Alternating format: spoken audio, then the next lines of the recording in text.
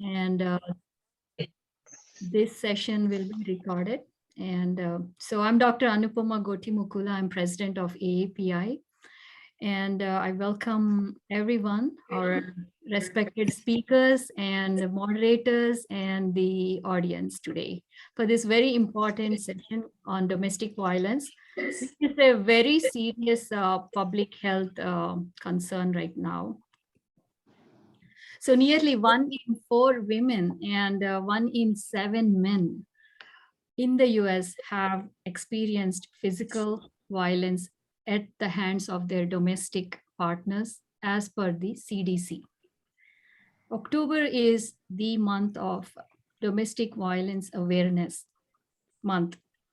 And today's forum, our panelists will discuss the factors which cause this domestic violence, how it affects the individuals, families, and communities, how it is a burden for our healthcare because of loss of productivity, and which causes huge loss for the healthcare industry as well. So let me introduce our Women's Committee Chair, Dr. Seema Arora. She is a practicing board certified internist, addiction specialist, and medical aesthetics in Massachusetts. Welcome, Seema. Over to you. Thank you, Anupama. So I would like to welcome and thank everyone for joining us in this Zoom session today, as we are going to discuss a very highly prevalent but overshadowed public health concern, as Anupama said, which can manifest in any race, gender, region, or socioeconomic strata.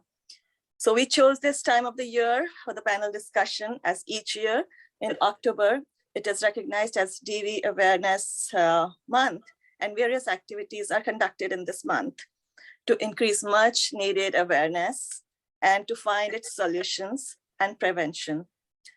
Theme of this year is One Knows Someone. That highly highlights how prevalent this problem is. About 20 people are getting affected by DV every minute.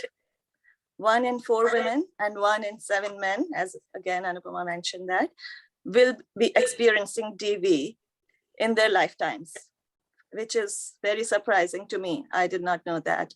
Yes, men can be affected too, unlike what we often think.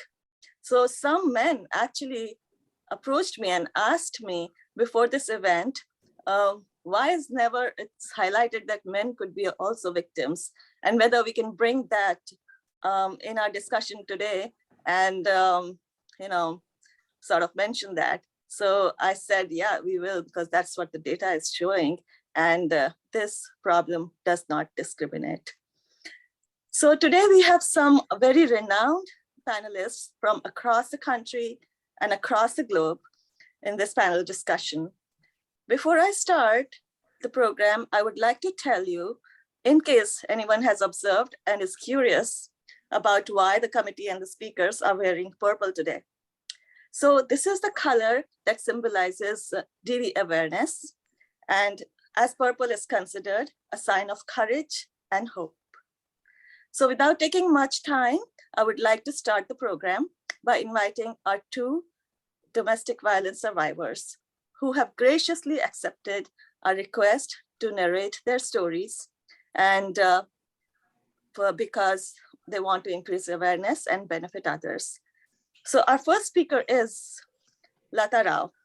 She is from Massachusetts, now a DV advocate and a good friend of mine, and is now, she's going to, I'm going to bring her on, and she's going to tell her story in her own words. And I'm not going to do any introductions because she's going to talk for herself. So Lata, on the spotlight.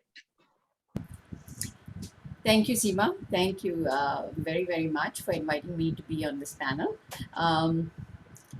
I prefer not to talk too much about the past, but I think it's important to speak about it in context of what I do today. So it's important for me to bring up what occurred with me in the past.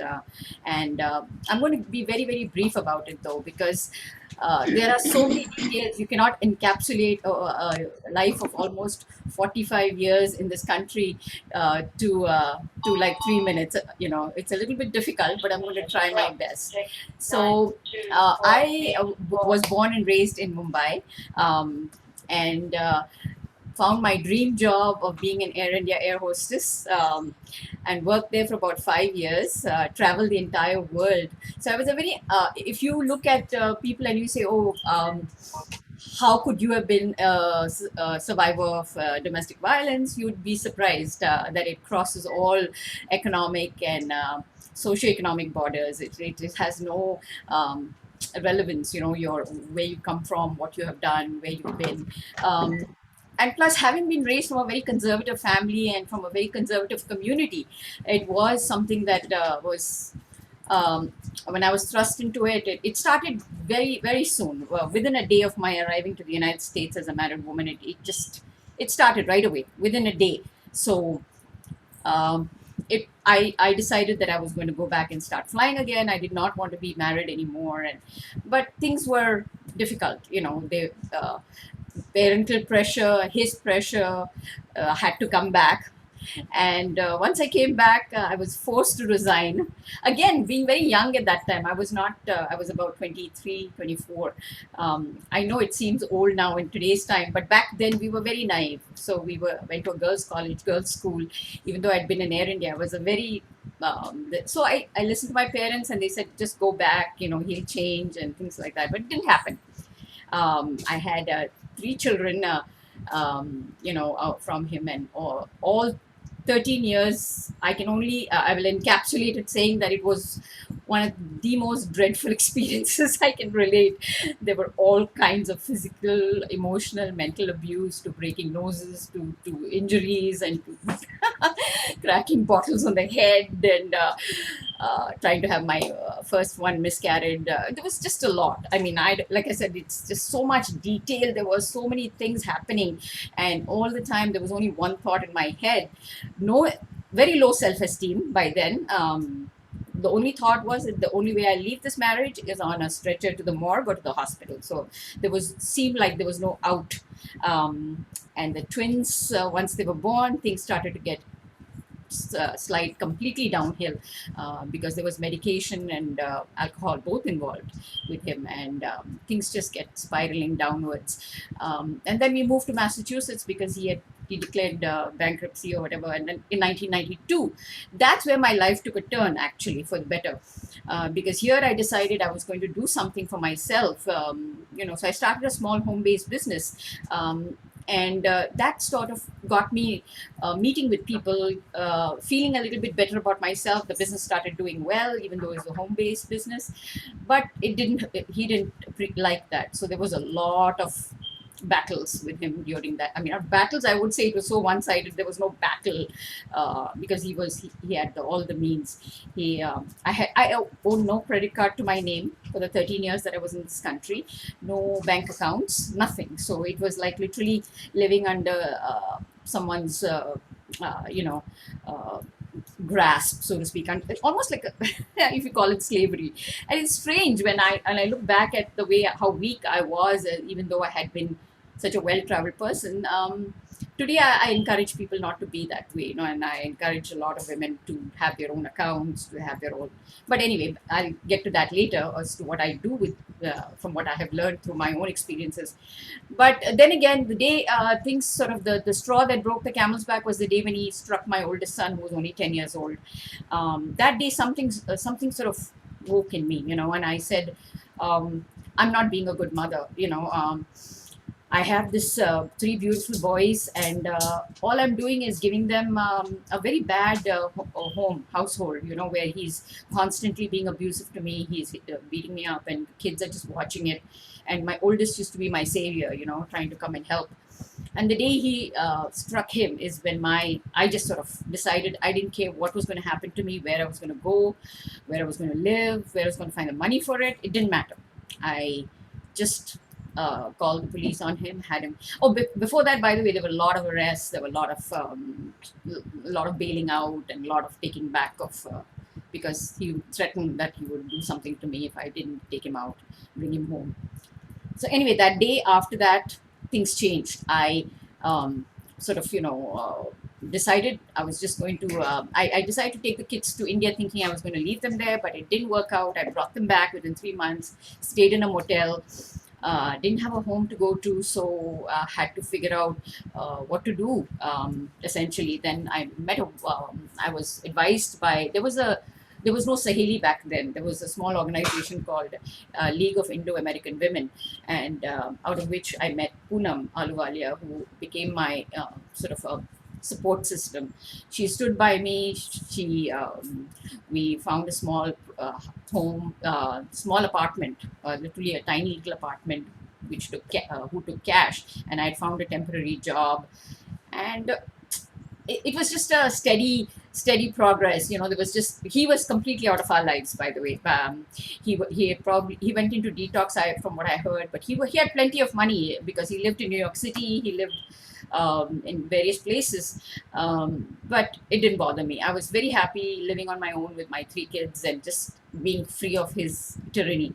And so things just went on well after that. I mean, in the senses, there were a lot of moments of weakness where Poonam would step up and assure me that I had it in me to keep going. And so we went through trying to apply for housing, and we went to apply for, and everywhere I got turned around saying that you'd have to wait a year and a half, and you'd have to give up your car, give up your job. And I said, no, none of this is going to happen. So I'll take care of myself. I'll find a way. And so I worked. I had started learning computers, so I was pretty computer savvy. So I decided to work as a computer software person. I was very good at picking up software, so I became quite adept at it. Then I decided I was going to do my master's in computer science part-time. And I was still running my business, by the way, from the apartments with my kids. So I started my master's in computer science, evenings and weekends, and managed to complete it. And all during then, within about 4 years, my ex came into my life, and then he started trying to get the kids, because he tried to bribe me with the fact that he would give me money, if I came back to him. And I said, no, I didn't want his money. I said, I don't want anything. You leave me alone. You continue with your life. He was living in Long Island in a very big mansion in Roslyn. I was living in a tiny apartment in Woburn. But it, again, like I said, didn't bother me. I was very, very happy knowing that we were sleeping safe at night. So things just went on from there. He went into court to get the kids. That battle went on for 7 long years, and he spent over $500,000 on both on my attorney's fees and his attorney's fees, because it was like a David and Goliath story. He had several $1,000,000 while I was making $30,000-$40,000 a year. So it was truly a David and Goliath, and I only went to see an attorney because he was trying to get the children, and the children had no desire to go to him. So things until the day he actually ended up dropping the custody battle the night before the guardian ad litem was to submit her report. This was almost 7 years later.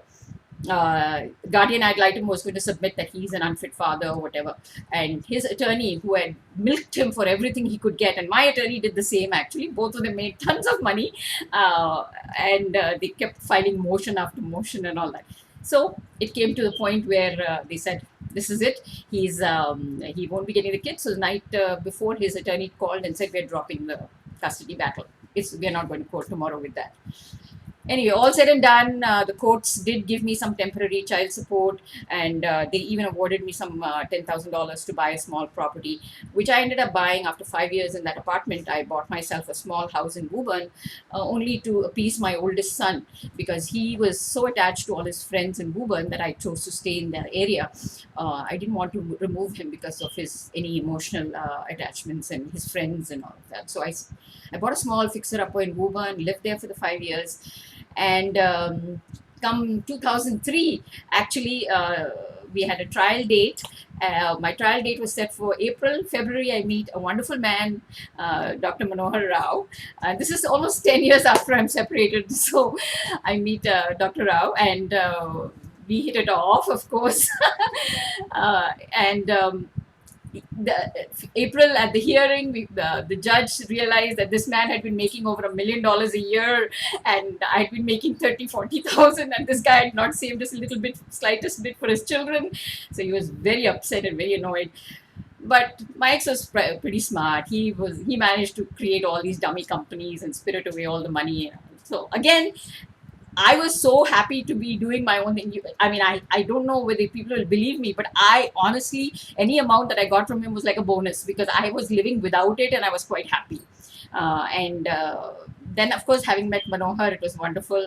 So we met in February, and so the court declared in April that September 30th was going to be the day I was going to be officially divorced. And September 30th is when Manohar sprung a surprise on me by inviting all some of my friends in the Lexington area, and friends to the Lexington area. He invited them to a restaurant and proposed to me. So I was literally from ending one marriage and jumping into the next one.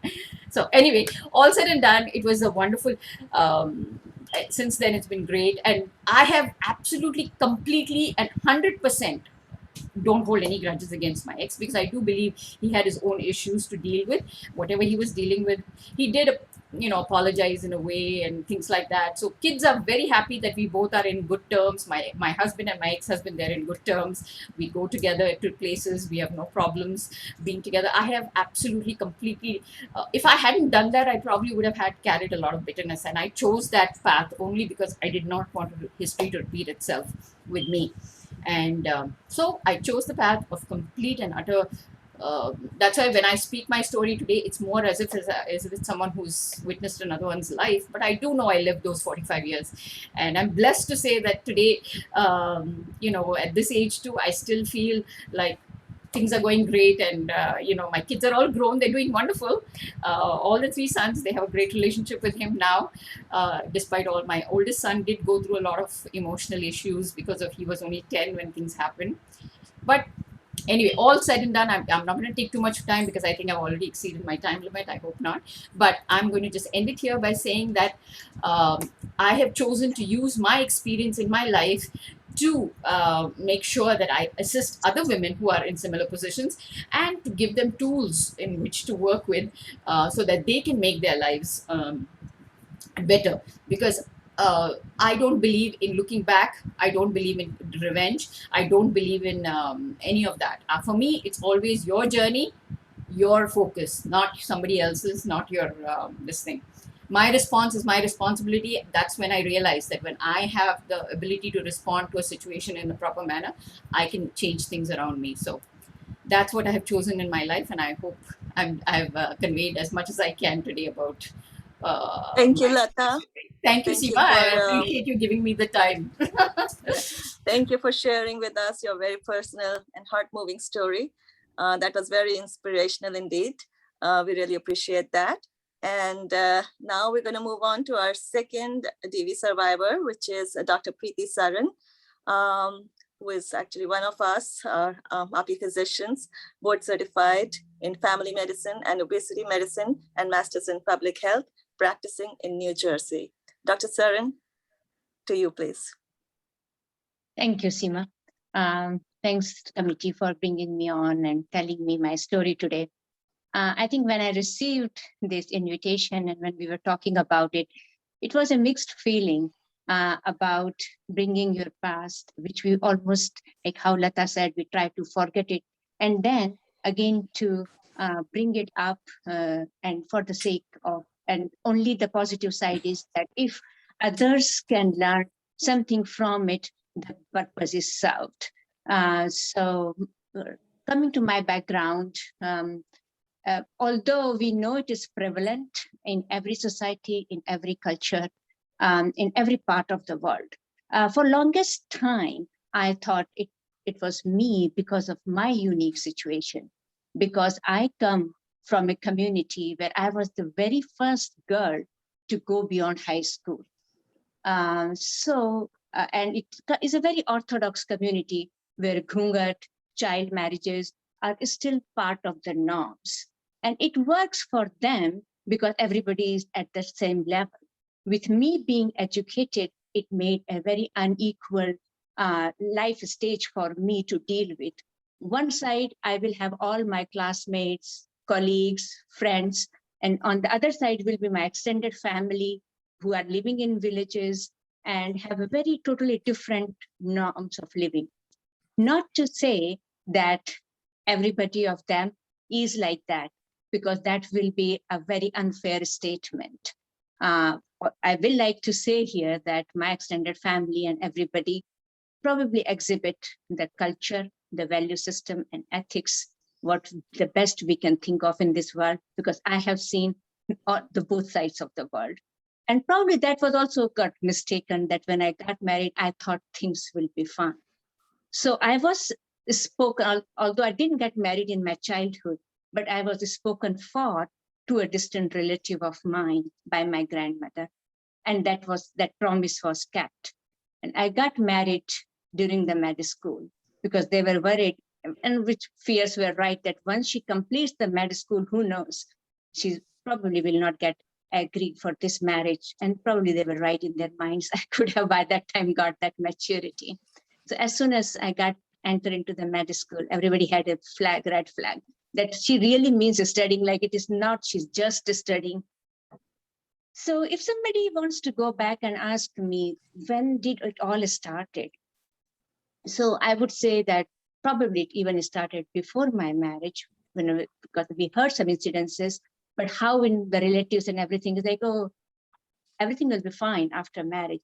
And guess what? He's getting a good educated and girl from a good family. She's going to fix everything. So that then the whole problem is yours. And relative is like, no, that's your problem. So now you are with a spouse who probably education, who knows, he always had boast that he never had to go to the exam hall. Others went for him.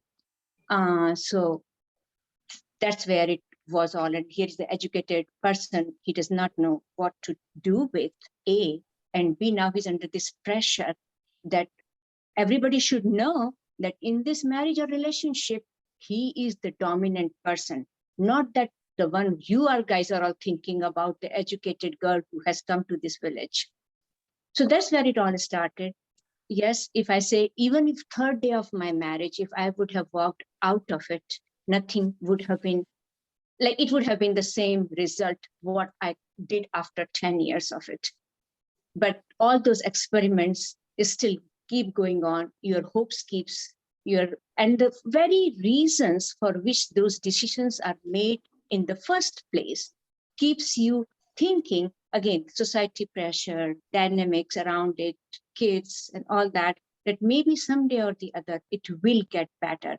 And by the time when you're done with all those experiments, then your mind tells you that no, probably not. Coming to some of the incidences.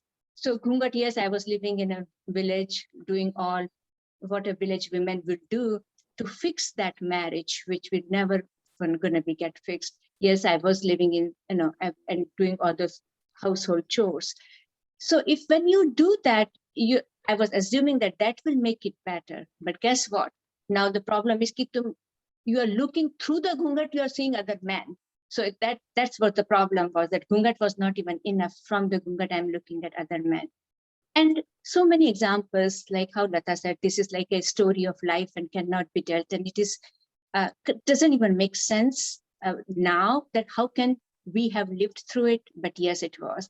One of his was like, oh, where am I going and when will I come back? You have no business to know. Why? Why do you want to know? Do you want to be well prepared before I come so that you can hide your own things?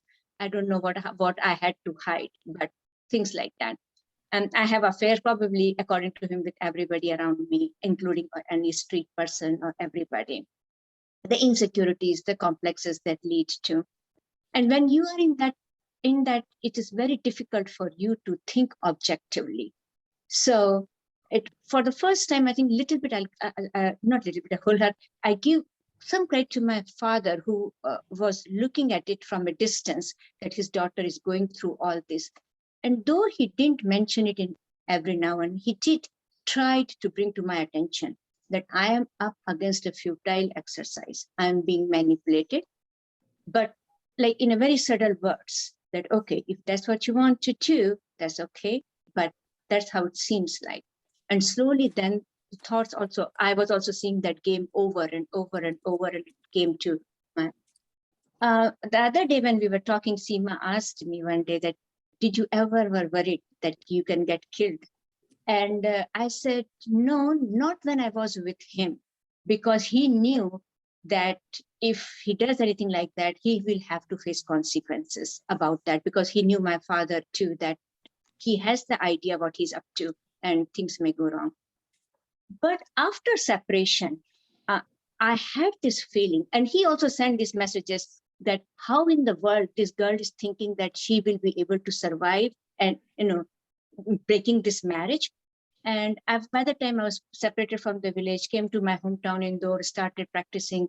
And he presented the scenario that, does she think it is too difficult for us to get her knocked down by a truck when she's returning back from the clinic, or going to when she's, and I thought, yeah, that's right. This can be one of the things he can do it. So I somehow gathered and got a car, and then everybody congratulating that you got a car now. And in my mind, I'm thinking that's for my safety, because I heard that I can be knocked down on the scooter. Anyways, so these were just, I told some of my friends, I don't know how many of you remember Nana Sahani Hatyakand in Delhi. And he will always say, see what happened to women who try to take panga with Congress I leaders. So don't even try of doing anything. That can be you. And so that's how it was all, this background story or what we, but sometimes other person's whims or weaknesses becomes your strength. So in one of those whims, he ended up signing my divorce papers, because after separation, I was stand up for long haul. I said, rest of my life, I will be going to courts and coming back. That's going to be my life. But he signed those papers. As soon as he signed, God willing, I had this feeling that I don't belong here. I need to get out of this. And there was this underground project I worked on to come to US with my son. Fortunately, I worked, as a student, did my master's in public health, and the story and rest is history. And everybody of them, when they come to know, even when in AAPI or anybody says, oh, wow, as a single mom, you came and did all the way. And I always say, yeah, it was a do or die situation for me, because I knew I have jumped the boat on this side of it, and there's no look back for me. So that's where I am today. But I think this is a good forum, and thanks to the committee again for doing this. And I think people who are in it, and if we are able to reach out to who can get some help from it, will be purpose will be served if we are able to do that. Thank you, Dr. Preeti. Thanks for sharing your life story with us. You've been certainly very courageous and certainly very inspirational. So these have been some narratives from the survivors who have been successful in the end. But unfortunately, all the cases don't end up like this. So we are going to move on with this discussion to learn about what other scenarios can be and what can be done to resolve this problem. So now I invite Dr. Udaya Shivangi to introduce the next speaker. Dr. Shivangi is advisor of our Women Physicians Committee and is also president of Mississippi AAPI chapter, and is practicing sleep medicine in Mississippi. Dr. Shivangi, please take over. Good afternoon, everyone. Thank you, Dr. Seema Arora, for the warm introduction. Those who don't know, again, I'm Dr. Shivangi. I'm very honored to serve as advisor for National AAPI's Women's Physicians Committee. Thank you, Lata and Dr. Preeti, for sharing your experiences. Your story of courage when faced with adversity was very inspiring and would give hope to many going through similar situations. Domestic violence is not an issue specific to a country, place, or community. It can happen to anyone at any time. The best way is to fight this issue, to talk about it, create awareness, and share resources to recognize the signs and take steps for prevention and protection. Ashiana is one such organization that helps empower domestic violence survivors to achieve self-sufficiency with a culturally sensitive approach. Our next speaker, Jayan Elliott, is a board member and outreach director of Ashiana. She's an Ayurvedic practitioner and a holistic coach by profession. She and her family have always volunteered with social service organizations. She has been actively associated with Ashiana since 2009. Please join me in welcoming Jayan Elliott. Thank you so much, everybody. Good afternoon. I don't know, I've been just listening to survivors. It's always been a challenge, and this is what we do. But I'm here today to give you a bit of an idea of what domestic violence is. You've heard about it from the survivor's mouth. And like Dr. just told, we are Ashiana. We've been here for the last 32 years. We are one of the oldest organizations of its kind in the US. We are based in the DC metro area, started by 4 very brave women at their kitchen table just to help women and children impacted by domestic violence. We have since grown, and just this year, in fact, 17 days ago, we got a new avatar. We are now from Asha for Women, we've become Ashiana, and we're here to serve all South Asians.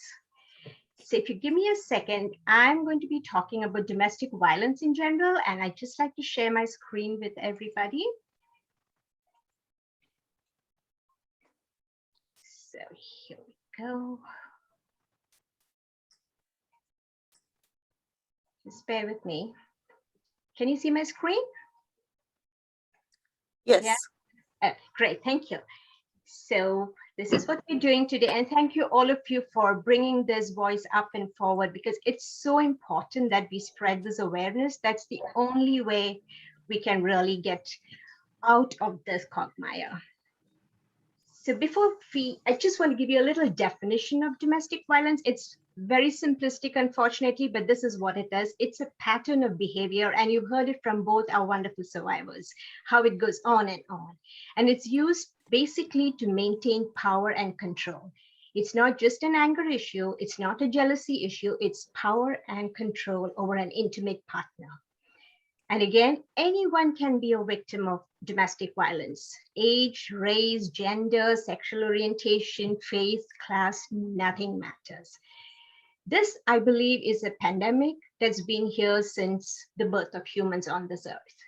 And unfortunately, it's not going away until we all take a stance. Just like a pandemic like COVID, and you guys know much better than all of us put together, it has its variants. It starts and it's growing, unfortunately, in a really bad way. We normally think of it as physical violence, but all that you see on the screen here are all part of it. And it's, like I said, the variants are growing. Right now you have spiritual abuse, something that was not even thought of or heard of many years ago. So you're controlled by what your spirit wants to perform or wants to experience. And now the hardest thing is technology abuse. So with all the technology that's available for the perpetrators, for the abusers, the control gets even stronger. Just to give you a little idea, we have a client right now whose spouse has put in cameras all over the house. He has control of her phone, her computer, and now he's put cameras on the pretext it's to protect her. So the control has become so much that for her to even talk to us, she has to find a time to get out of the house, out of the surroundings, and just to talk, just to have an avenue to let people know that where she's. This is what is being done by the UN. So you can see it's basically what power and control, where it comes in, from isolation to emotional abuse, economic, sexual, using children, threats. And here in this country, this is one we are always faced with, using citizenship or residency privilege. Your children are born here, they're citizens. You are not. You may be an H4, you may be an L3. So this is a big part of the control. These are the symptoms or the signs we see with children living in abusive homes. And that's what we as a social organization want to do, just to break this cycle of abuse, because that's the only way for us going forward. And this is what we have noticed in children who live in violent homes. You may be thinking that the child does not notice or the child is not aware. They are, and these signs will tell you what it is. For us, it's the acculturation issues, the intergenerational conflict, along with all this. As they grow older, there is substance abuse, there's violence in the streets, and everything. When you go back, there could be a really violent home that they came from. The abuse does not end. Like I said, there is no age in later life. That's something we are coming across quite frequently now.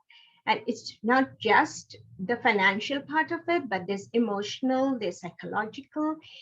And the psychological abuse includes access denial to spiritual or traditional events, which again, for us as South Asians, people from India and all countries surrounding there, it's so important as you get older, you want that, that's your base, that's your bedrock for just to have a good, dignified life. How do we approach a troubled situation? First and foremost, be compassionate. Do not judge. You don't know. The adage that you cannot know somebody's life until you walked in their shoes. It's so, so true over here. Listen, don't be the one giving advice before you start. Organizations like ours, that's the one bedrock of ours, the confidentiality, and we give options. We do not tell them, do this, don't do that. Remember, for a survivor to even reach out, it could take 7 trials on the phone before they even talk to you. Sometimes it takes 57, that's an average number, before they make a decision to walk out of that relationship. Always remember, you do not know what's happening in their minds. What you need to do is be the support. Let them know you're there, no matter what, and the comfort. Sometimes that's all that's needed. Most importantly, understand the behaviors. Excuse me. And this is where we request all the professionals who work with us, whether it's lawyers, doctors, understand the behaviors and reach out to organizations like us, just because that is where we could all work together to help the survivors. Changes. This is where the awareness comes in. To remember, these changes may be in one person, all of it, or you may just find it too. And these are not changes that happen overnight. It's a small, really slow progression, and you will notice it. It's just simple things like a normal, cheerful person getting very morose, very close, not keeping appointments, being late for appointments. They don't have enough money. They are being tracked. There are messages coming back and forth the whole time. There is no freedom at all. Or then the physical one, which is something all of us can see. You see them trying to wear long sleeves in the middle of summer, or scarves in the summer, heavy makeup, sunglasses indoors. And the other one that we see that's psychological is the agitation and the anxiety and the fearfulness. Even in a setting of where there is peace and happiness and everybody's enjoying, you will see that they're always in a constant state of alertness, just because they don't know when the other shoes, when the trigger is going to happen, when they're going to be pulled up in front of people or maybe in private. It all depends on what the perpetrator wants to do at that particular time. Money is always a concern. And this is, I just heard Dr. Preeti say that, both of them said that they didn't have any cards on them. They didn't have cash. They didn't have any credit cards. A big, big red flag. What can we do? So do remember all the time, safety is the key issue. We may think we have the best way to help them out, but please let them be the judge of when it's safe. Find a safe way to stay connected, give support. We tell our clients, have a code word. When you pick up a phone, so your friend who you're talking with, and make it a routine. Say, okay, you're going to talk with your friend every day, or your children have a play date. Use a code word when things are getting bad. Because sometimes if we just jump in thinking we are doing the best, it can worsen the situation, depending on what the situation is. We had a client who was going through a tough time and her friend found out. And she was charging down to go to the house with help. Please don't do that. That's why we have first responders. And most importantly, if I know friends and relatives love to help and they want to help, they are there with good faith, good heart. But it's more important that you use the right tools. That's where support agencies like ours come in, where we know the tools, we know the way to work with it, whether it's to get them a 911 help overnight, just immediately, or to give them a long-term slow process to come into it. So when we get a case, we first find out what the issues are, because we do the holistic approach. And then we determine and develop a plan with the client to implement. And it's always culturally sensitive, especially when it comes from the South Asian region. These are safety advisors, which they're really broad. Just to give an idea, when we tell survivors, we say, please keep to a safe area in a threatening situation. Make sure you're not in a place where there could be tools, instruments used to harm you. Make sure you're close to an exit. And make sure your perpetrator is not between you and the exit. Always have an emergency plan, whether it's a friend, have a backpack, have all your papers ready in it, or keep everything safe somewhere else, not in your house. And with the emergency plan, it's either you doing it yourself, just a simple thing, like when you back up your car, if you have one, make sure it's backed up. You don't have to do the reverse driving, because when you're nervous, when you're in that emotional place, you may not be able to do it as well as you do it always. Like I said, important documents always in hand. Just make sure, because you may not get a chance to go back. You don't want him to destroy it. Not that it's impossible to help, but it just takes that much longer. And stay connected with someone who can help, whether it's an organization and their helpline or hotline, or with a close friend who you can trust. And that does not mean a family friend, because as we know, we South Asians, community is a big, big thing. Family structure is a big thing. So your friend could be a common friend. We heard these statistics just a short while ago, and unfortunately, these are a little old. We are hoping for new statistics with the new census. These numbers really do not speak to our experience. The main reason is the fear of seeking help. There's a fear of government authority. You don't know, you've been told, oh, they'll take your children away. They'll send you back to the home country. Your children will be left behind. So that fear is always there. And then, of course, the taboos and the family pressure. Just with our extended families, we know how hard it is. You are told not just by your in-laws to try and compromise, but your parents do. We just heard about it. And you do it, you try to make the compromises, but there's always, you need to remember your safety comes first. And then the language and cultural barriers, which is where organizations like us, and I know I keep repeating it, but it's just very important, because cultural sensitivity and cultural understanding and competency is so important. When we take our clients to a counselor who is not from the South Asian region, it is really hard for them to comprehend why a father-in-law is the one running the show, or why a brother-in-law is the one telling her what to do.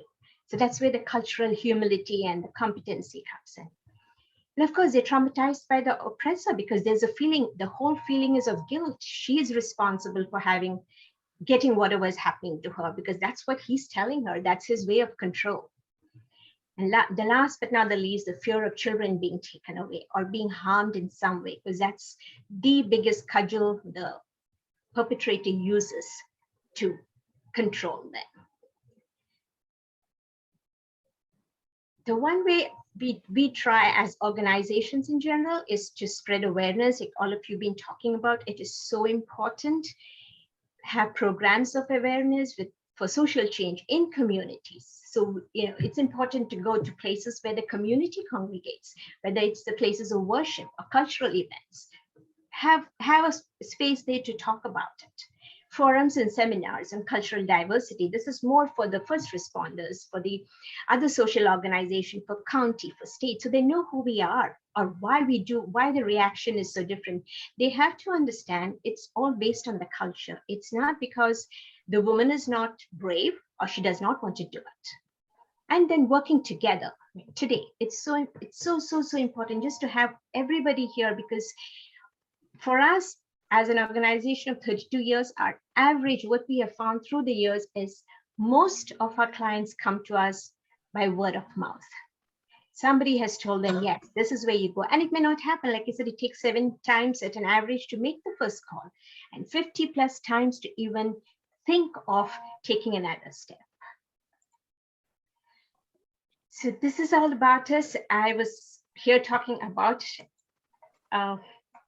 domestic violence, and thank you so much. Like I said, this is a pandemic that has existed before time, and we can do one thing, and something we can all do, which I'm sure you all advise your COVID patients, the mask. For domestic violence, let's remove it. Let's talk, let's shout from the rooftops, because that's the only way. Social distancing, not for domestic violence. We need to get together. We need to hold everybody together. We need to let them know we are there for you. We support you. We do not judge you. And what's the vaccine? Let's shine a really, really bright light on it. Let nobody be able to hide under a rock saying it's culture, because no culture, no tradition, no religion condones domestic violence. I'm sorry, I just get emotional when I talk about this and listening to your survivors. Thank you all so much for this opportunity. Thank you so much. Thank you, Jaya. It was a very good presentation by you, especially Sunday, taking your time and doing this for us. Thank you again. And I know this organization is started 25 years ago, the first one in USA for South Asian women community. So thank you again. And now I would call my friend, Dr. Meher Medavaram. He's a member of AAPI Women Physician Committee, Regional Director for National AAPI and Treasurer for IAMA, Board Certified Family Medicine and Fellow of American Academy of Family Physicians in group practice in Chicago suburbs. She's very passionate about women's issues. I would invite her to introduce our next speaker. Thank you. Meher. Thank you. Thank you, Dr. Shivangi. That was very nice of you to introduce. So at this point, I really salute the speakers, especially Dr. Preeti Saran and Lata Rao for coming out and giving your story so courageously. It really inspires all of us. And Jayaji for your inspirational work, and that will help a lot of women. At this time, it's my honor to introduce Illinois State Representative Diana Mizuki.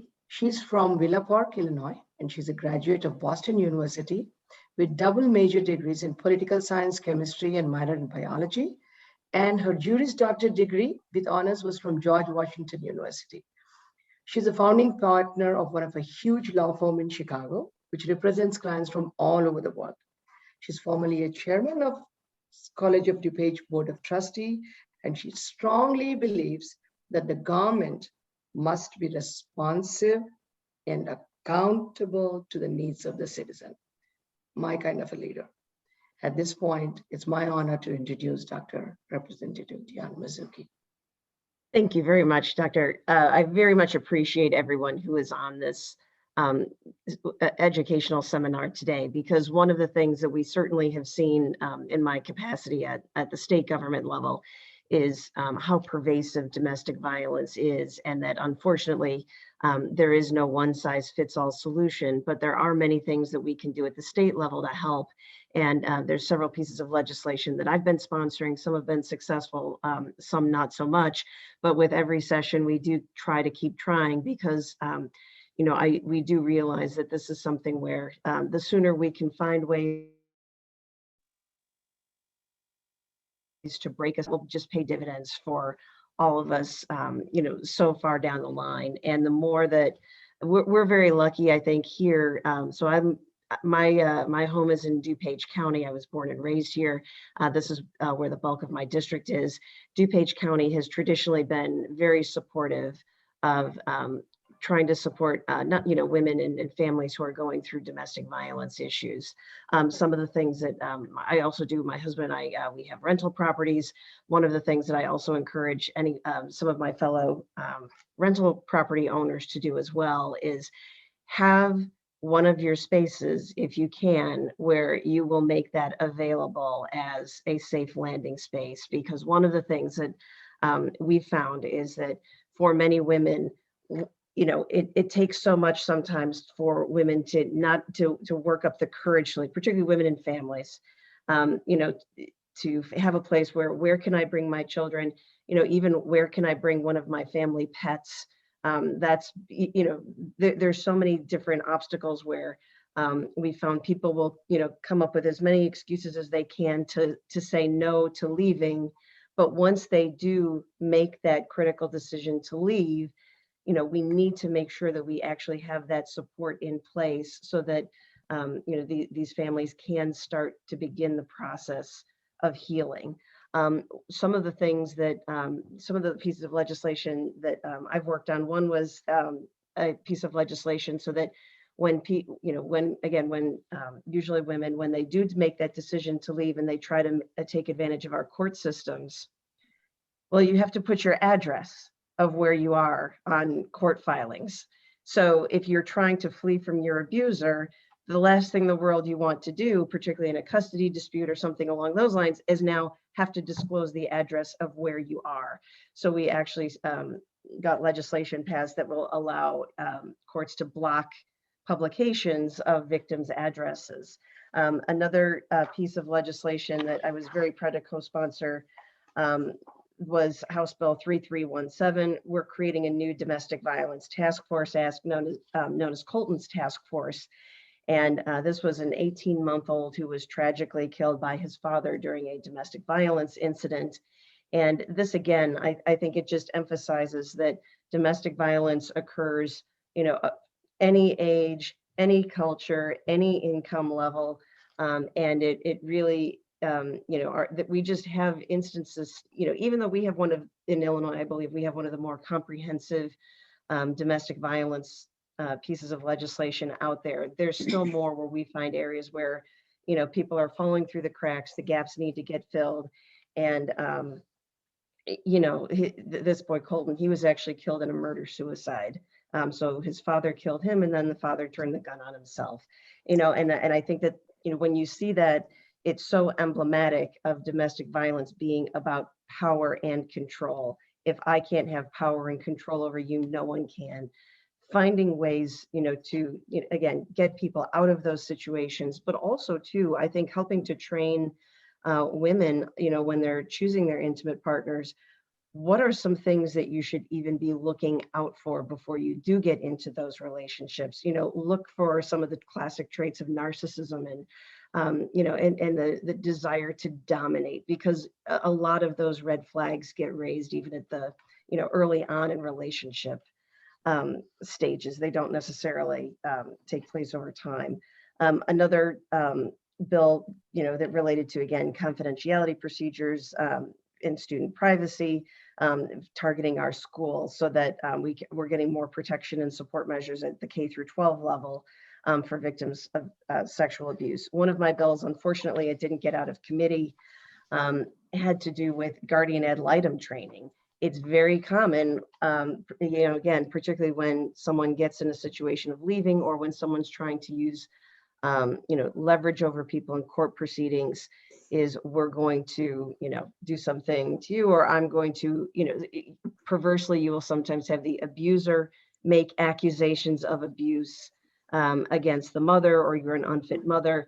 And again, there's a lot of patterns that we see, and it's very common to have guardian ad litems appointed when domestic violence allegations have been raised. But unfortunately, in Illinois, we don't actually have any requirements that the guardians through the court system who we entrust to our children actually have had training in domestic violence issues.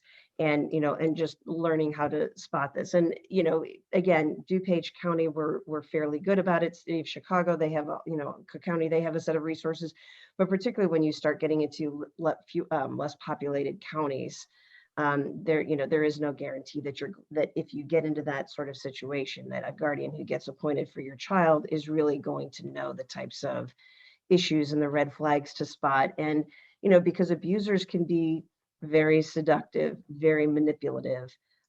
These are the kinds of things where I think these guardians need a lot more training with people who are actually doing the work in domestic violence shelters. Even if you just visit a shelter for a day and meet with the people who, work with these women and families, and who are helping women to try to get through the trauma, that would be more helpful and lead to more just results. So one of the other things that I'm also a strong advocate of making sure our children are back in school full time, because one of the reasons why I think we saw an incredible rise in domestic violence is because when kids were not in school regularly every day, teachers are mandatory reporters. They also get training on things to look for. And, I think because people were not going to their usual medical appointments, they were not going to school more, on their usual schedules, we unfortunately lost a lot of opportunities to do those earlier interventions with our students. One other thing that, I'm always encouraging people to do as well is, if you ever get the opportunity if you ever want to donate to domestic violence shelters, I actually recommend, if you can, if you have an old phone, if you are willing to donate your phone with some, some minutes that you can buy at Target or Walgreens or Walmart or something along those lines, giving people burner phones so that they can't be traced and tracked, so that if they do need to actually make that phone call, they can do it with a phone that is not going to be monitored, potentially by their abuser. Another thing that, that I would also suggest to, and this is also a piece of legislation that we're trying to work out, when it comes to critical papers. That's another area where I think we need to do more. And, we've done a lot with COVID in terms of documents that you'll need with the Secretary of State's office and that sort of thing, being allowed to do, virtual authentication of documents and that sort of thing. That's an area where as well, making sure that people are doing more, and, in terms of making sure that you've got those documents, because again, if you, for whatever reason, if you need to leave, you need to do something, for your children, you need to prove ownership of something, those types of documents are usually in the house that you're trying to or the home that you're trying to flee. So the more we can try to get independent ways to authenticate, this is who you are, this, yes, you have a license to drive, even things like tax records, all of those types of things can be problematic. One thing that I did want to let all of the people on this call know today is, if you are interested, Hope for Housing Center this upcoming Monday on October 25th, I will be there.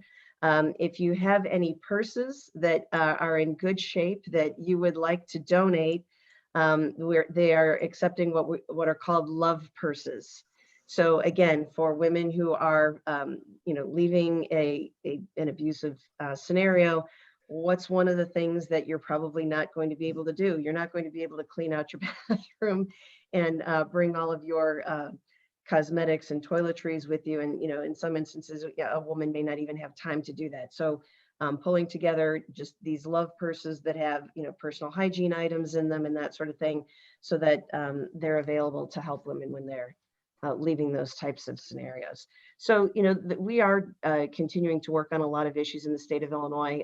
I personally believe that some of the best pieces of legislation that we hear from come from people who are actually doing the work, in the trenches. So I just wanted to say thank you to all of the women who have spoken today about their experience. Thank you so much for the Ashwana home and the work that you are doing. And I would also say too, the women in my office are trained as well to put people in touch with local and state resources. So if you do encounter someone who is worried about, who can I reach out to, who can I talk to, your abuser may not think that reaching out to your state representative is, maybe it's unusual, maybe it's not, but at the very least, it's you can make a call to say, oh, well, I wanted to voice my concern about, some issue, but we can also work with individuals who reach out to our office to put them in touch with the right resources so that they can also get help and support as well. So thank you so much, everyone. I appreciate your time. Thank you, Madam. One quick question, just to raise. What can the state legislative policymakers do to raise awareness of the domestic violence quickly, if you can? What can they do to raise awareness, Yeah, we do all sorts of things. We do try to do task forces. One of the task forces that I was involved in, we know that there's a lot of domestic violence that results in association with human trafficking experiences. Really, we do those types of things so that we can, try to find legislation so that we can, better empower people to actually, either, again, not fall into these situations in the first place, or at the very least help fund resources. One of the issues we're going to be talking about in our housing committee over the course of the next few weeks, because there are still some federal CARES funds that are available, are there ways that we can, direct those funds to help people in need? But in terms of raising awareness, one of the things that I would also say is, for those of you who are working in this area, reach out to us as well, because the more we hear about your stories, and that's why I'm thrilled to be participating today, the more we can hear about your stories and the work that you are doing, that just gives us more ways to actually influence and implement policy, and again, in a way that's going to be effective. To me, I think that when you're removed from the problem, there's so many things that can say, like, hey, maybe this sounds like a great idea. And then when you talk to people who are actually interfacing with families on a day-to-day basis, they're like, no, that would be a horrible idea. The last thing in the world we need to do is, either publicize this or that. But I do think that the more, it's unfortunate, but I think it's something where, we need to just keep talking about it. And we need to, I think the opioid addiction is actually a very good model. I think that for many years, there were a lot of misincentives in place that actually led to an increase in opioids. The more everybody just keeps talking about it, people become more aware by osmosis, and it starts to go down. But, I think that, the other thing too is just being aware of people in your environments. And again, people who are in, who do come into contact with a lot of different people every day, our teachers, first responders, medical professionals. You are the ones, I think, who do amazing work to really spot the signs as well, and who are also on that front line to make sure that people can help out. So in terms of, I think some of the questions that were in here, like what's available for supporting children and resulting from domestic violence. Again, we do have programs, and DuPage County in particular has a whole host of them. So what I can do is I can certainly pull together a bunch of resources and share that with you, if that would be helpful. Try to put them all on one page.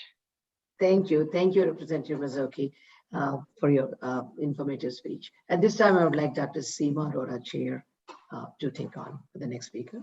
Thank you.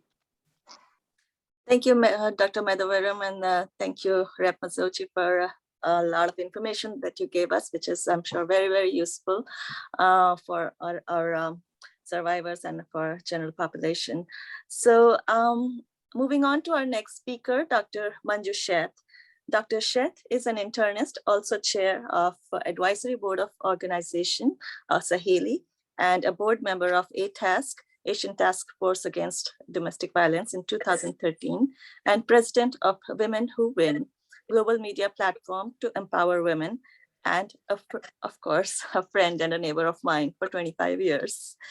So Dr. Sheth, I have a very important question for you, because most of our audience are physicians here, and they may learn from this. Could you tell us, how often do you see and suspect DV victims in your practice? And how do you recognize and manage this problem? And the second part of the question is, has your affiliation with these organizations like Saheli and ATASK helped you resolve some of these issues? Seema, first of all, thank you so much for your kind introduction, and my thanks to the committee. And I also really learned a lot from all the speakers today. So my first and foremost recommendation is to stay vigilant. I can't emphasize this strongly enough. You always have to be on the lookout and watch out for domestic violence. As Anupama said right in the beginning, statistically, we see that 1 in 4 women have been victims of domestic violence, and 1 in 7 women and men have been injured.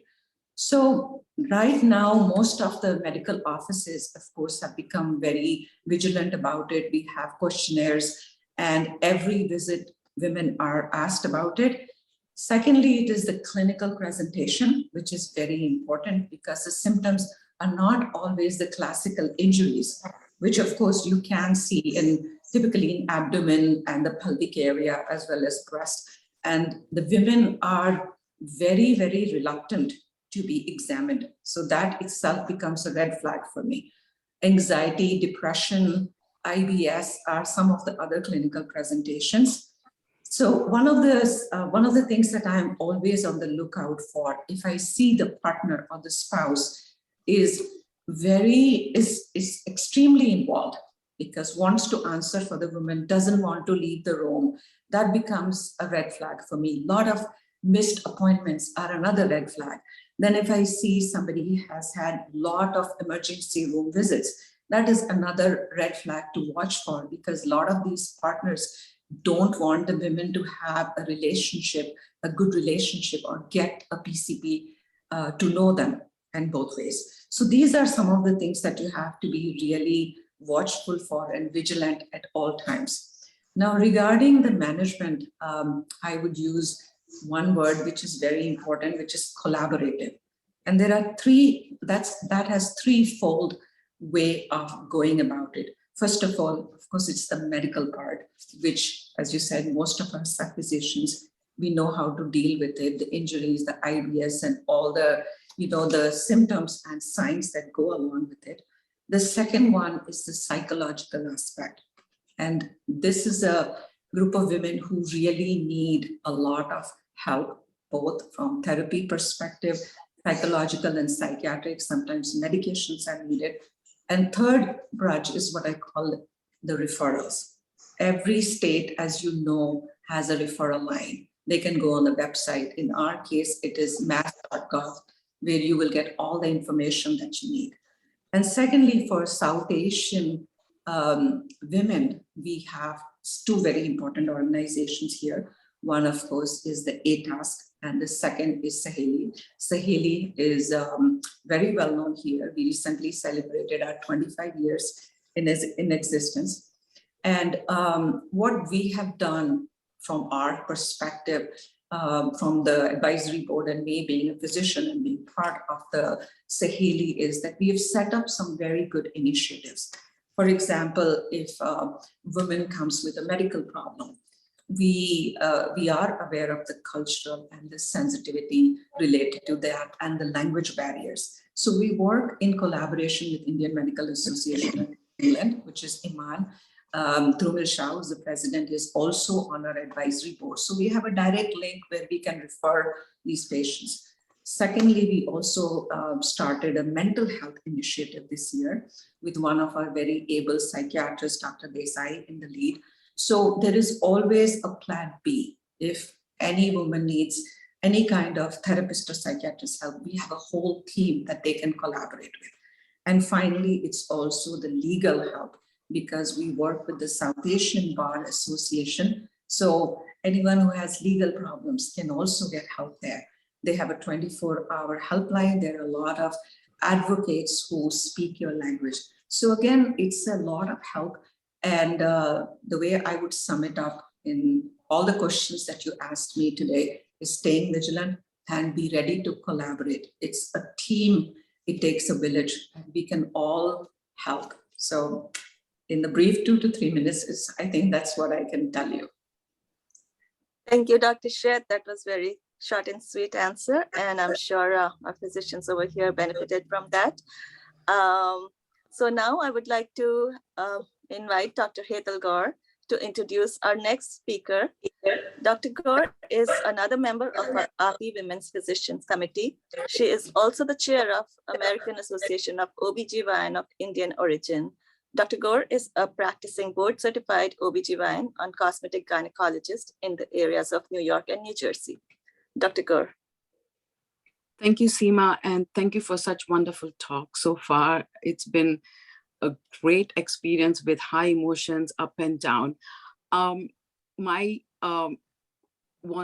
introduction of Navneet Palla, and it's really my pleasure because she's a dynamic, warm, intelligent lady, and she's an executive director of Manavi. Manavi is one of the first organization which took care of South Asian domestic violence. It was established in 1985. Dr. Palla has practiced law in United Kingdom, especially for human rights, employment, and she then moved to United States. She has experience all over the world. She has lived in Tehran, she's lived in UK and USA. And now as an executive director of Manavi, she is really helping lots of women in United States. Welcome, Dr. Navneet. Navneet, my question is, as we've heard, there has been a physical, emotional, social issues along with domestic violence. But when the major issue sometimes comes is the legal, right? Either their status in this country or the legal battles with their abuser. How does your organization, Manavi, help this domestic violence survivor, especially with the legal aspect? First of all, thank you so much, Dr. Gaur, and thank you to the AAPI Women's Physicians Committee for hosting us. And just to clarify, I'm not a doctor, but yeah, I used to practice as an attorney. That's okay. I used to practice as an attorney in the UK, and you rightly pointed out that I am the executive director at Manavi. And so Manavi has been providing culturally specific and linguistically appropriate services to South Asian survivors of domestic violence for the past 35 years. And thank you, Dr. Gaur, for your unconditional support of Manavi. Very appreciative of that over the years and very grateful to you personally. So in terms of the legal piece, which is what I wanted to focus on, we support survivors on various legal issues in addition to the culturally specific services that we provide. For the first time in Manavi's 35-year history, we now have come to a point where we actually have an in-house staff attorney. For those agencies who do this work, our sister agencies across the country will know and I'm sure agree with me that that is the biggest challenge for agencies like ours to support survivors with legal issues. So some of the legal, just getting into specifics, some of the legal issues and challenges and barriers that we see in our agency are, the very first one is immigration status. Survivors whose immigration status is dependent upon the spouse, upon their abuser. We see time and time again where the abuser will threaten the survivor to say that if you report domestic violence to the police, to law enforcement, I'm going to have you deported. This is a very real threat. It is something that we have been seeing for decades. And we do see survivors who are reluctant to report because of that reason. And to make the situation even worse, another aspect of that is that we've seen situations where survivors have been framed as defendants. And then to just give you a very quick example, at Manavi, I personally have served a survivor who was a victim, but the defendant, meaning the abuser, actually filed false criminal charges against the survivor. And because of those charges on paper, the survivor was framed as a defendant.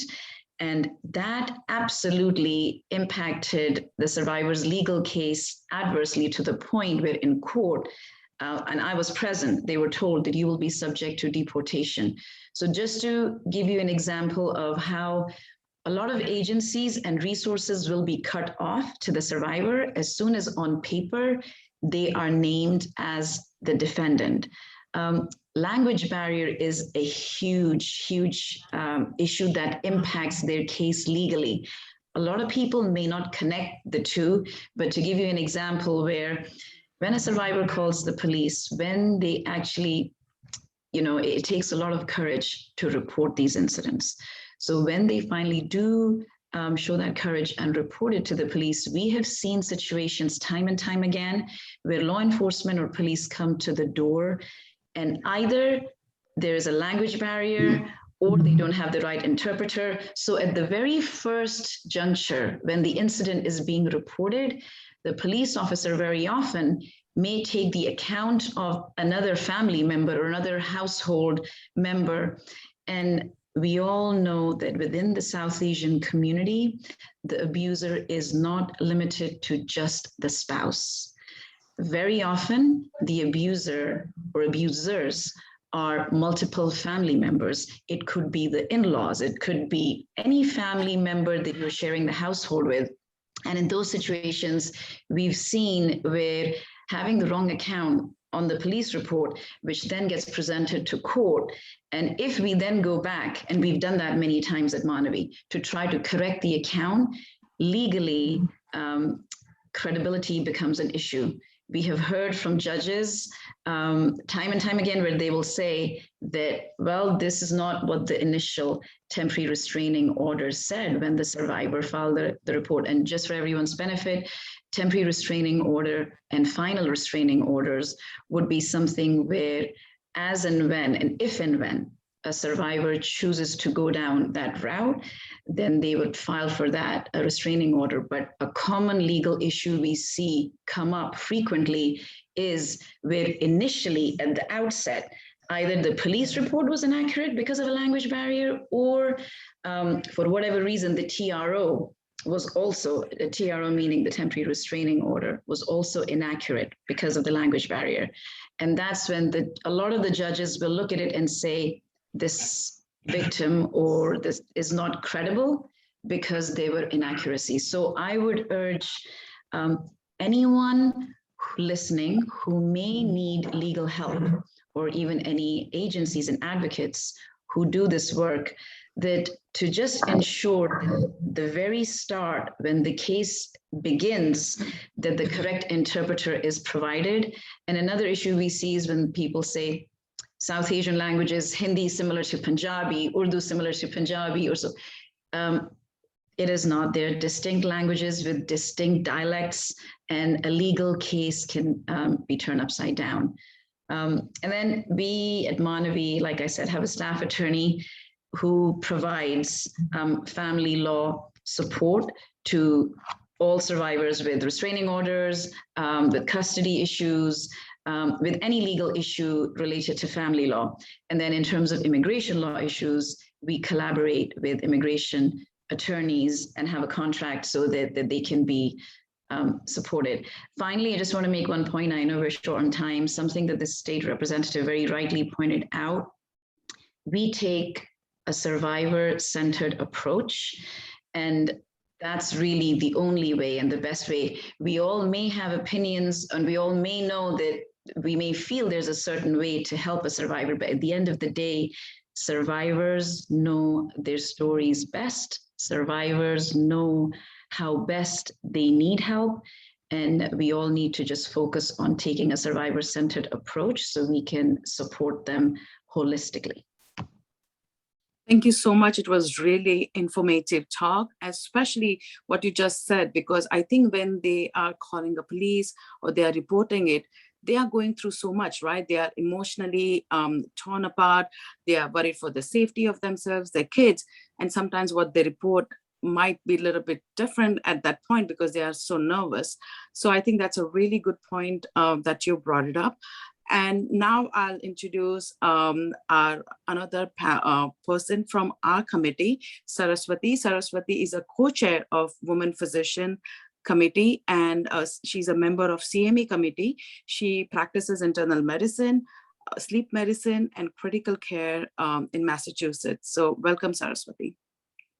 Thank you. Thank you so much, Hital, for the warm introduction. So today I have Ms. Ishita Chakrabarty, who's the producer, director, and host of Access.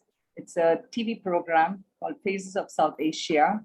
And she's a very strong domestic violence advocate at organizations, both in Saheli and Dove. And as far as I know, Ishita, she has this constant fire in her belly to help those who are involved with domestic violence, not only in the state of Massachusetts, but also globally. And she always constantly is always thinking about them with so much of sincerity and dedication. And we thank you for all the services that you put forth in the community, Ishita. On to you. I have two questions for you. I can see Dr. Shivangi on the screen. Vijaya, would you be able to focus on on Ishita Chakrabarty, please? Please go ahead and ask your questions. Okay. So my first question to you is, do you hear similar problems related to domestic violence in your TV interviews? You've seen a lot in your TV interviews, right? The spectrum of domestic violence, starting from survivors to not the survivors also. Can you share some of those experiences with us? And what role can media play in spreading the domestic violence awareness, please? That's my second question. You're muted. Yeah. We can't hear you.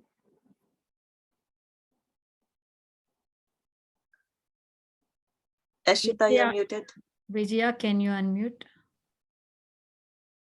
She's unmuted, but she has to adjust her microphone. Can you unmute yourself, Ishita ji? You are unmuted. Okay. It might be the computer mute if it's on your computer keyboard. Your audio. Can you check your audio on the virtual background? Go to your virtual background. The virtual background on the audio.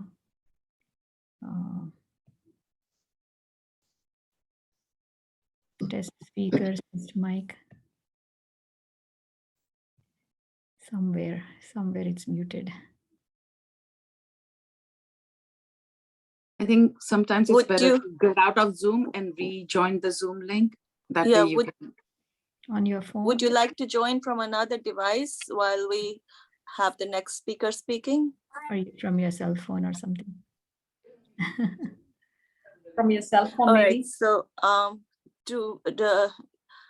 I think we should move on to the next speaker while Ishita logs on. Yeah, we'll wait. Sure. Yeah. Thank you. I'm going to introduce Dr. Malti Mehta, who's the AAPI South Regional Director. She's member of the AAPI Women's Committee, Vice President of the DJ Medical College, and BOT of CAPI, Charlotte, North Carolina. She's also practicing board certified psychiatrist in Charlotte, and she is involved in helping those with domestic violence. So Dr. Mehta, on to you. We'll come back to Ishita.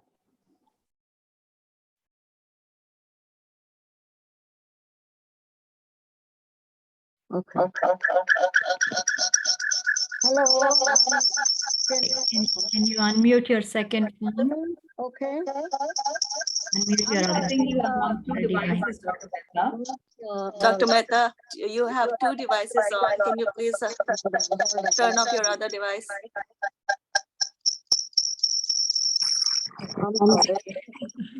Okay. Can you see me now? All right, that's better. Okay. I am at, let me turn off which one. Oh my God, no. Hold on. Yeah, two devices are not compatible, unfortunately. Let me turn off this. Okay, I turn off this one. Okay. Yeah, thank you so much. I'm Dr. Amita, and I have worked for many years with battered women. We've been to battered women shelter. We have done food, clothing, shelter, phone, you name it, and we have done it. I've been physically there, seeing the patients there. We have worked with Raksha, and we have worked with Kiran. There are other associations. and dealing with child abuse, dealing with adult abuse with CPS, Child Protective Service, Adult Protective Service, all the social services. So we tell them to contact legal aid services. We tell them to contact, and the guardian at Litem. We have worked with many guardian at Litem, and we have worked with a lot of legal aid services. And like she said, with the immigration services.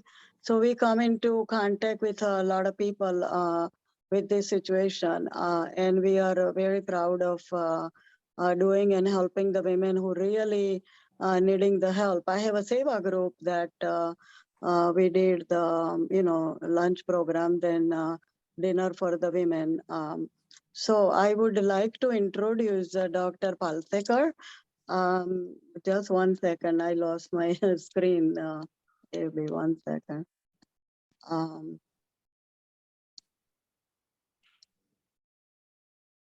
We can hear though. We can hear you though. So sorry.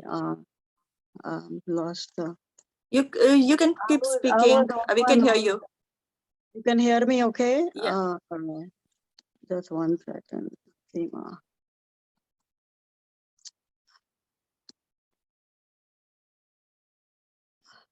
I can't believe what happened. It's okay, Malkiji. We can hear you.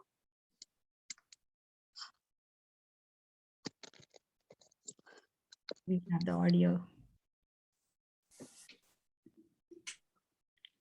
So for one, there is no audio. For one, there is audio, but no video. While we are trying that, Ishita, do you think your audio is working?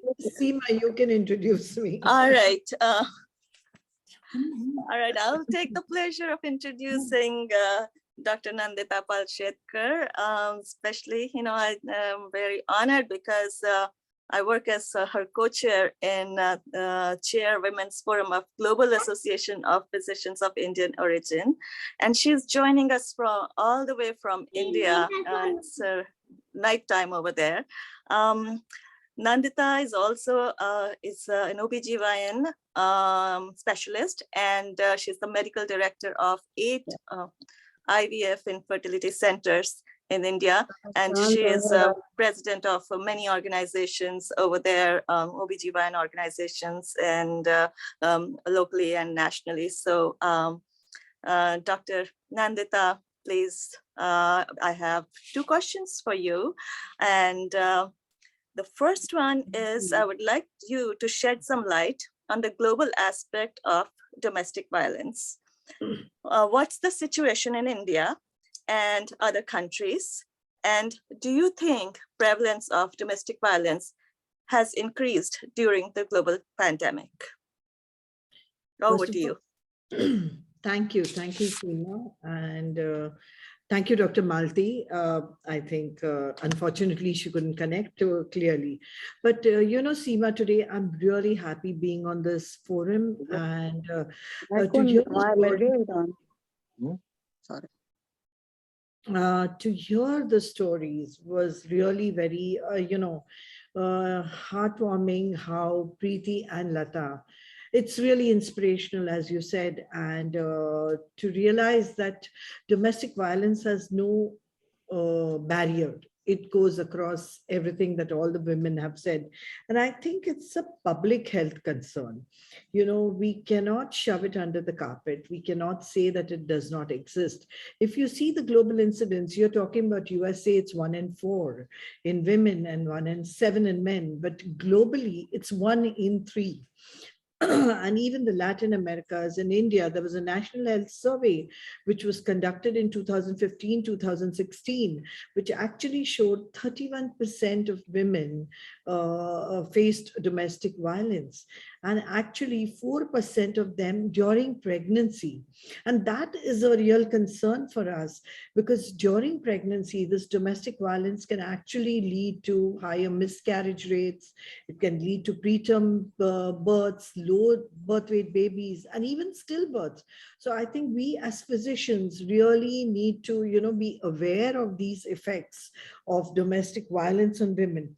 The other thing that I really wanted to underline was, what the UN Women said in 2020, especially about the COVID pandemic, that the women are fighting a shadow pandemic inside their homes. And I think it's so very true, because when I was looking at the data, for your discussion today, the police of Tamil Nadu, the police of Bangalore have actually said that there is an increase in the incidence of domestic violence crimes that were reported. But the organizations like Jagori, Shakti Shalini, and AKS foundations, which are working a lot with the domestic violence victims in our country, said the calls had reduced. And that is a very scary thing. It's not because the violence is reduced, but because I think, there's confinement to the house, there's monitoring of the calls, as a lot of people said, this controlled decision making by the abuser, social isolation also, you cannot connect with people, and reduced options for support. I think these have been the scary aspects of a pandemic. And there have been numerous studies actually which show that pre and post, or during and post any kind of a disaster, there's always an increase in domestic violence. And I think we really need to be aware of that. And it has increased in our country. But the only thing that I can say is that, there is a law in our country which was enacted, the act was enacted, Protection of Women Against Domestic Violence in 2005. And I know, you were talking about men, but I think the world over, there is too much gender discrimination against women for us to really focus on the men. I know some of those handful of men think we are a minority and we are being sidelined. But in the larger picture, when you have so many women and so many stories that you hear about, and it was really heartening to hear how the organizations are working and how do you recognize these abusers. I think it's very, very very important. And what I feel what the health sector can actually do is advocacy through FOXY. When I was the president of the national organization, we have 40,000 gynecologists. We started a lot of programs sensitizing the healthcare workers also, because these women are brought to us and the healthcare workers are the ones who interact with them first. I think advocacy and sensitization at all levels is very, very important for it. Then the prevention of recurrence. If the girl goes back to the house, there should be no recurrence.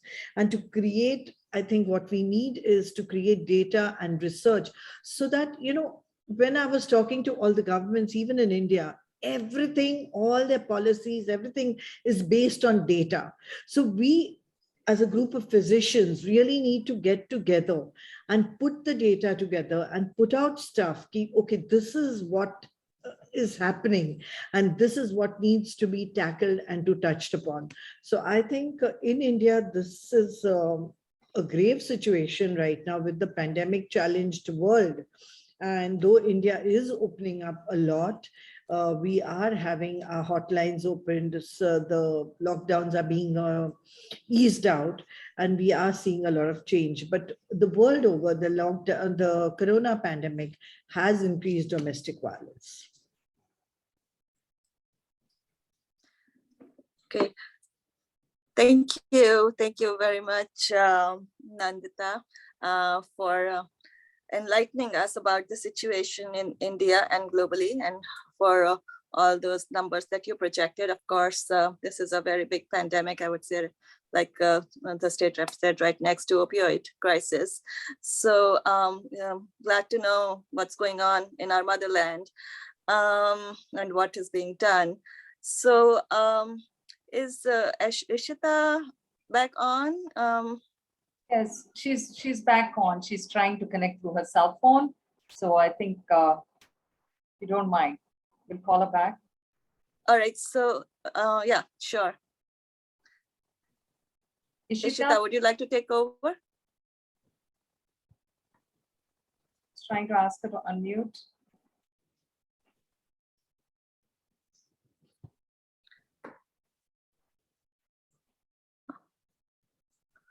Hi. Hi, Ishita. We are ready for you.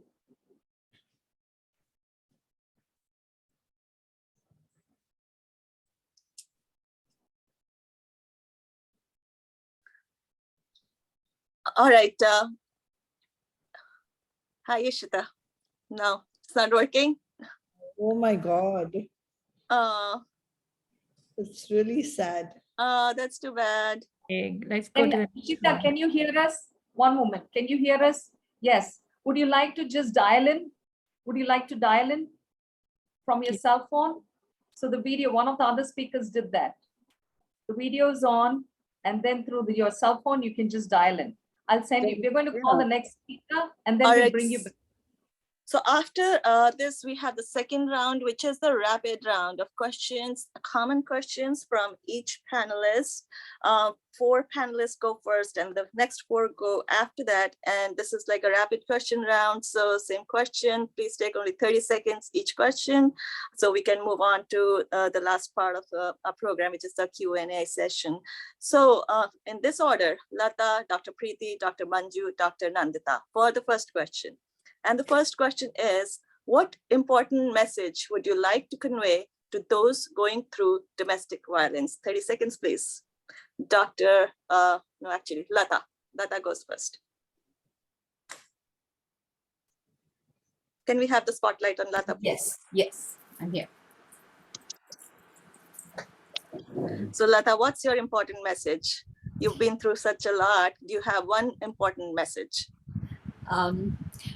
First of all, I did not introduce as to what I'm doing now. I am a domestic violence advocate, and I've been so for the past 20 plus years. I've been on Saheli board as well, been there with them from the inception, kind of left them in the last couple of years or so, and struck out on my own, but I've been on the board of IAGB as well.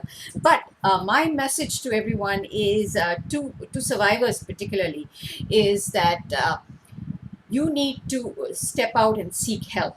And let it not be a silent crime. You need to come out, reach out, because we cannot come to you, but you can come to us, and we are available 24/7. Any of the advocates that you, whether it's from Saheli or any of the other organizations, whether like some of the people have actually mentioned some numbers, please do reach out. It's very, very important, especially if you have young children or you need to get help.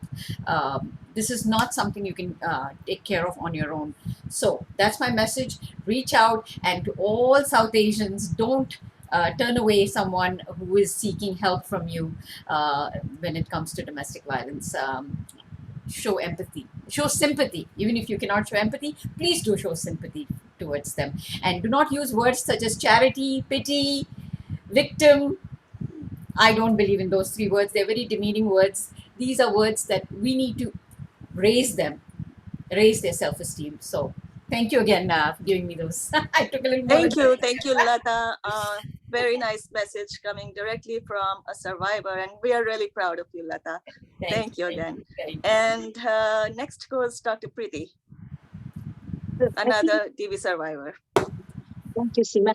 I think the one message I would like to say is just don't hold yourself responsible for the person's behavior.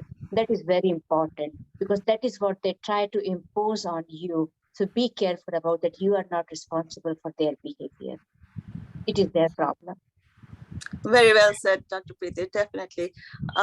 So thank you, and thank you again for inspiring other people and other victims. I won't say victims, sorry, survivors. So next is Dr. Manju Sheth.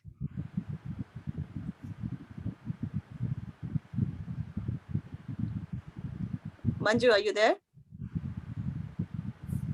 I'm here. Can you see me and hear me? Okay. Yes, we can see you and hear you. 3 sentences combining a little bit of what the previous 2 speakers said. Number 1, it is not your fault. Second, you can do it and we can help.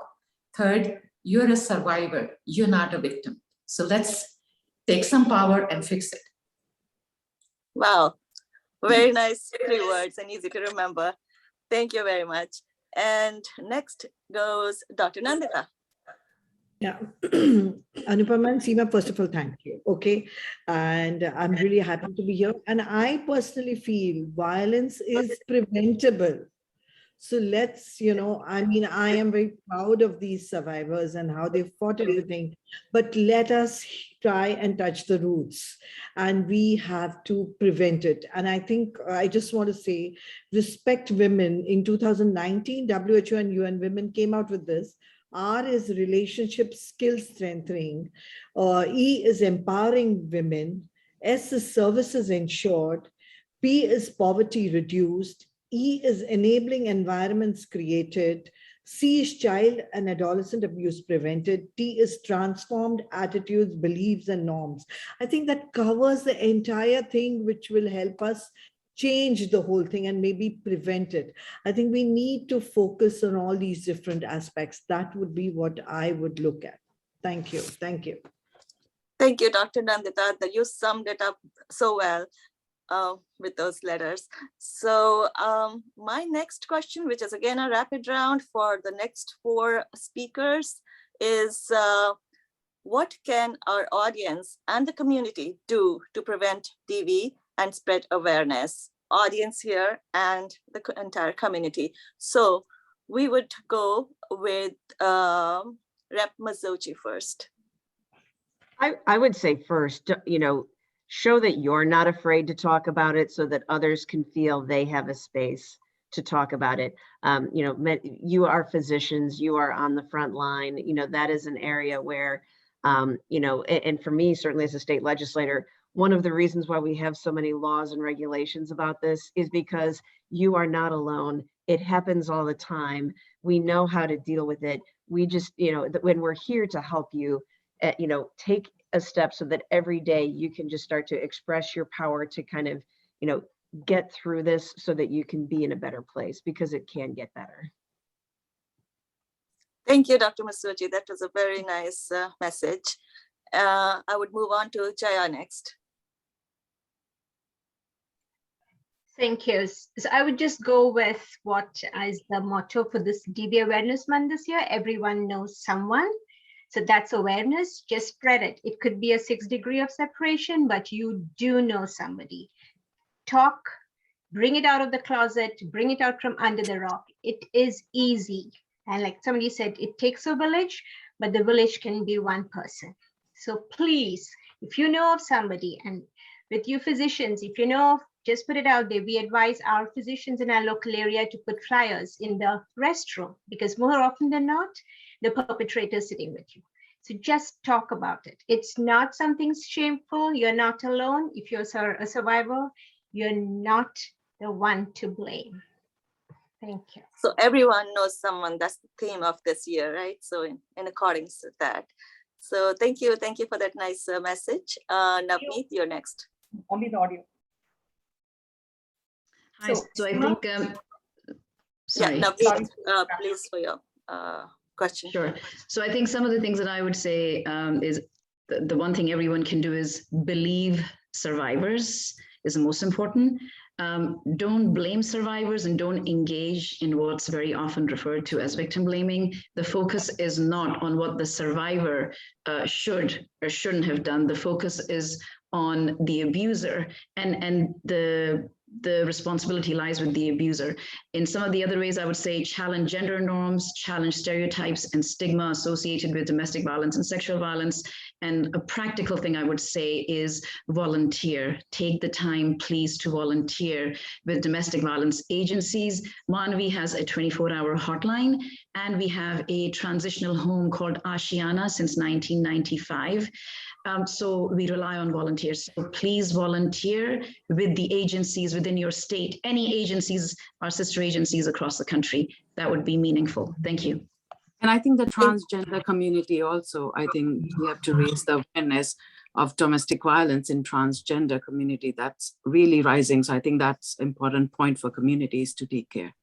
Yeah, and actually one thing I forgot to mention is that even though Manavi was founded as the first South Asian women's rights organization in 1985, we have now evolved where we serve everyone of every gender identity. And that's a very important for us to point out. So thank you for sharing that we do serve every survivor of every gender identity. And we also focus involving on men as right? allies. And I yeah, think we we are serve involving men. men to be part of taking care of the issue. It cannot be just only women, right? I think we are at Exactly. Manvi, we are involving men Yes. as a big pillar to kind of take care of.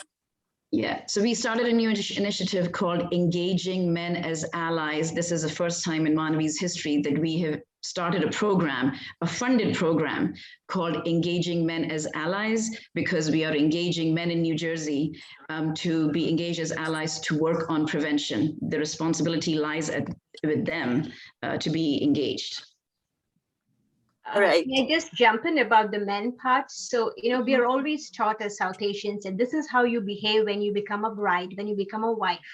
It's time for us to tell our boys, our sons, what it is, what behavior is, what respect is, the way to live. It's not on the woman, it's on both. Thank you. Thank you all very much. That was I have a very... Ishita back online. I'm sorry? I have Ishita back online. Oh, okay. So she's going to be on the video and she's going to be on my audio. Go all ahead, right, Ishita, the first question, what Sarah's asked you. Yes, you have seen that domestic violence is a fabric in society. On my television show, I have always seen women who come up and have seen horrific stories. And that made me think that we shouldn't be desensitized with this kind of violence all in our society. Each one of us had an identity when we introduced ourselves or when we were introduced. Remember, as a victim, you have no identity and you're trying to search for an identity or search for support. So it's horrific when people try to kill or people try to completely bury this situation.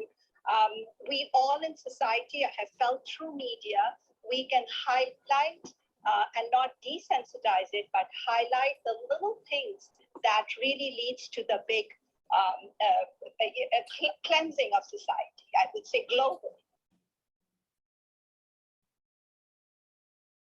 That is my take from the media aspect. And media plays a huge role in society.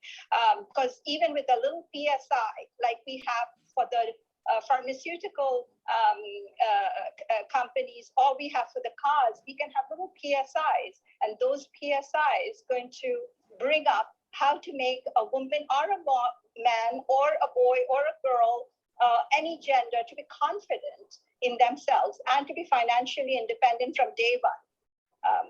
And mainly not just professionals, but people without formal education. That is something I've experienced globally. How do you save the millions of people without formal education? So that is when I would request that we bring in skills in general, or we collaborate with skills in general to give them confidence, to give them bread and butter so they can survive any condition, whether it's war, poverty, domestic violence, child abuse, child marriage, trafficking, all of them are related. That's my intake from what I have worked in the last 7 years in media. Thank you. And sorry for the inconvenience. No, not at all, Ishita. I just have one quick question for you. If there is one take-home message for all the participants who are on this call and who are going to watch later on also, what would that be from your vast experience on DV? Sure. I would say that vigilance is number one, but the main thing is, even with vigilance, they are hiding, they're not out in society because they don't feel confidence. I would say that we should have a sisterhood where we help each other through different skills, through different tools, through different organizations. This should be something that HR in general should have in corporations, so that you can approach and you're free to approach and you're free to be helped in a global society, not just in Massachusetts, not just in the United States, because I've felt this in Europe, I've felt it in south of France, I've seen it in Italy, I've seen it in India. So all three continents and South America, we share the same situation. So my take would be create a network, weave into the society and connect with each and everyone as a sisterhood to help not only the women who are suffering, but the children of those women who are carrying this all their lives with the same baggage. And it damages, in every aspect of life. So we need a strong commitment, first of all. It's not a celebration, but it is really another pandemic, and it's an epidemic. Thank you. Thank you so much, Ishita, for that. The most important thing is identification, being sensitive. I think not everybody comes out with their problems. So as women, I think we should be able to identify other women going through this and have some triggers and identifiers. I think that's the most important thing, prevention and being proactive. Absolutely. Yeah. You're so right. And that's wonderful that you're having this panel. And I should think.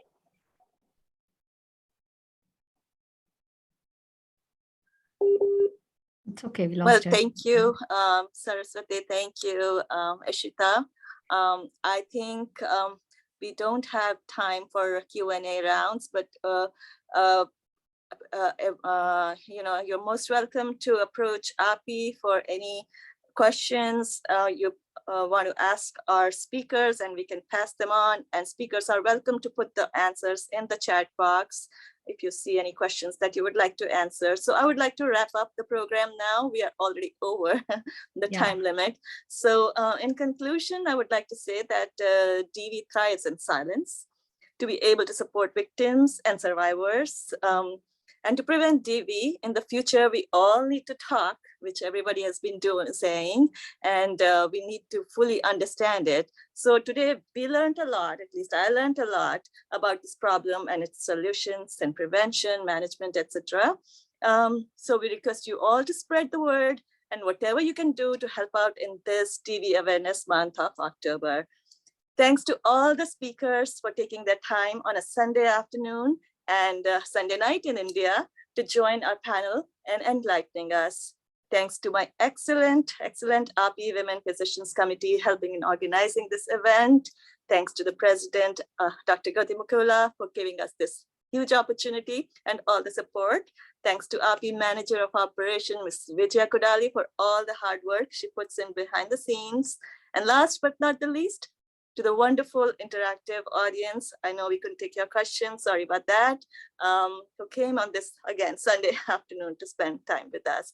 Our next committee event will be a live event on January 6th during our AAPI Global Health Summit in India, in Hyderabad, and another virtual event in March, and finally another live forum in San Antonio in June during AAPI Annual Convention. And now I invite AAPI President to come and say some closing words. Anupama. Thank you. Thank you so much, Seema, and every speaker who gave a very, very important message to all of us today. I'm looking at the chat box and looking at the messages that I know prevention is better than cure, but prevention, how do we do, is better communication with other partner or a friend or a family. And also we need to be managing ourselves too, to not go through that phase of self-defense is something we need to learn as women, how to defend ourselves. And also like problem solving with your partner. That's where you can solve most of the problems before it gets to the point of a violence. So I think problem solving skills are something women should learn. And also like managing the feelings, like, don't go yourself introvert, like, okay, I'm the weaker section, I'm the weakest person. Let's not go through that feeling. I think these are the few preventive messages we can, tell whoever comes through this problem in their family. When someone comes and talks to you, they share their experiences. I think that's what you should educate yourself.